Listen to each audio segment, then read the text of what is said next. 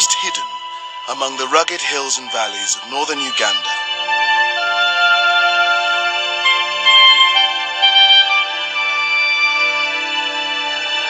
There's a place so remote, its beauty has gone almost unnoticed.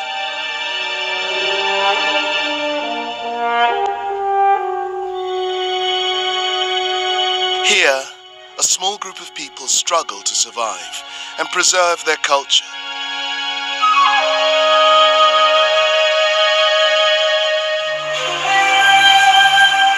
While nearby, there's an effort to reverse the disastrous effects that decades of unrest and poaching have had on the wildlife population. But there is hope here. Welcome to Uganda. Welcome to Inside Africa.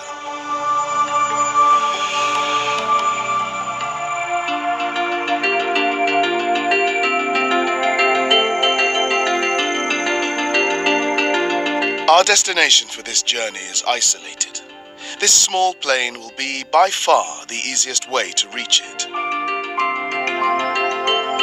It takes us about 2 hours to fly from Kampala to the Kidepo Valley National Park. That same trip by car takes 12 hours on variable roads. From the air, we can see the vast, untouched wilderness of this area, near the borders of Uganda, South Sudan and Kenya. And shortly after landing, we're treated to the first of many stunning sunsets.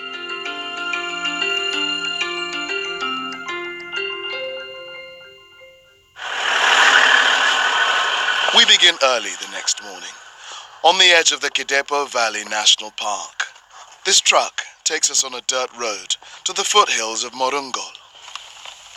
Here, we meet our guides, who will take us up the mountain to remote villages where one of the smallest ethnic groups in Africa lives, a people called the Ik. The Ik leaders estimate there are about 11,000 Ik people, living in small villages of several hundred people each. The name of this village is called Palakan. Our guide Hilary Lokwang is one of the relatively few Ik who speak English.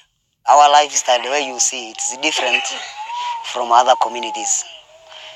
It's just very unique, even in terms of culture. Even the way we talk, it's different. Just because we have been living in an isolation, we have not been with other communities. In fact, they've spent much of their history on the move. According to tribal legend, the Ik lived in Ethiopia hundreds of years ago. They migrated first to Kenya and then to northern Uganda, settling in the Kidepo Valley. But in the 1950s, their home was designated as part of the Kidepo Valley National Park, so they moved again to Mount Morungol, just outside of the national park. The Ik are traditionally hunters and gatherers, but because they can no longer hunt in the park, and because of cattle raids by rival tribes, the Ik now largely rely on subsistence farming. Maize is their staple crop. Rival tribes continue to pose a threat to the Ik, which is why they build large walls with secret exits around their villages. Life is largely the same as it always has been for the Ik.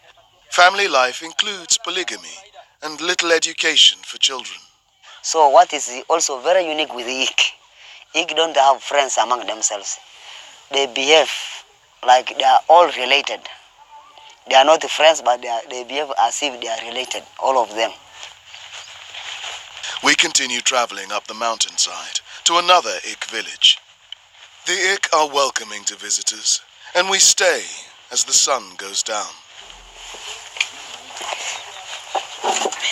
That's when we meet this woman, preparing a dish of maize and water.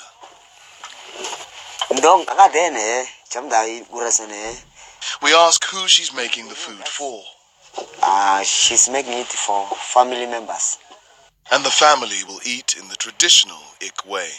First, when they serve food, they first serve for men. Then they now give for children. And then the balance remains for the rest of the household. If there's not food enough, the women do not eat. The Ik go to sleep after the meal, and head to their fields first thing in the morning. When we wake up, we go to meet one of the village elders.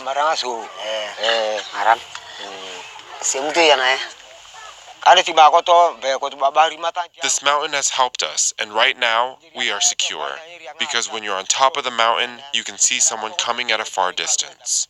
This elder says the Ik culture must be preserved, and the key to that is maintaining the Ik language, which no rival tribes understand. Our language is very unique. We only understand our language, and for others, they don't understand our language. There is an outside effort to understand and preserve the Ik language. To find out more, we leave the village and head back down the mountain. From there, we drive 2 hours on hilly dirt roads until we get to the home of an American linguist. Toimena inikai gwe kidya bie washik. Inikesugot. Terrell Schrock is working with 3 generations of Ik, trying to learn the language and create a comprehensive English-Ik dictionary. He's already written a grammar for the language. Ik has implosives and ejectives, which are totally foreign to Europeans. Implosives are made by sucking air in, like bah and da. And ejectives are made by popping air out from your voice box, like ka and sa. Oh. He's found evidence in the language that supports the Ik legend that the Ik people are from Ethiopia.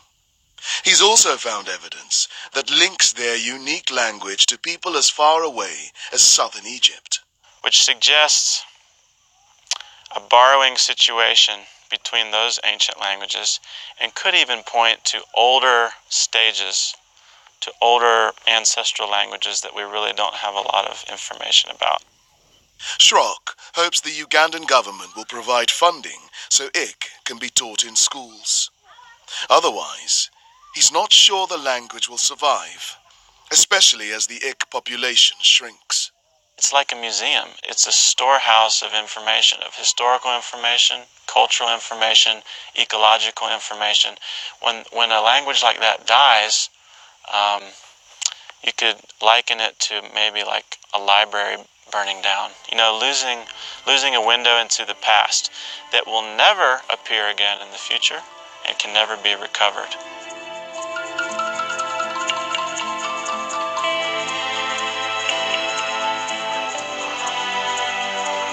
Coming up, we head into the Kidepo Valley National Park as park leaders try to save and rebuild the wildlife population.